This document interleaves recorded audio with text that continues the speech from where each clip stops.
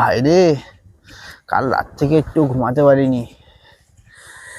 গ্যাসে ওয়ারেস খা পায়খানা গেছি আর এসছি। ভাই যা একটা দিচ্ছি না।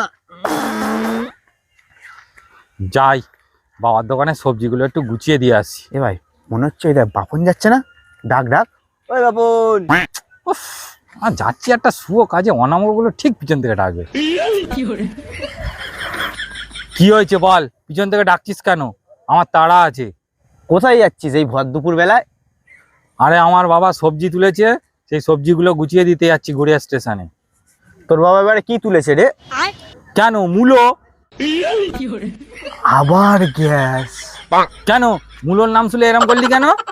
ওই মূলো খেয়ে রে ভাই 3 দিন ধরে আমার এই অবস্থা। কেন, কি হয়েছে? দেখতে পাচ্ছিস না কেমন সলতের মতন বেঁকে গেছি? তাহলে তুই চল আমার সাথে আমার বাবার দোকানে, একটা এত বড় মূলো নেবো, তোর পিছনে ঢুকিয়ে দেবো, তাহলে গ্যাসটা আর পিছন দিয়ে বেরোবে না, তোর মুখ দিয়ে বেরিয়ে যাবে।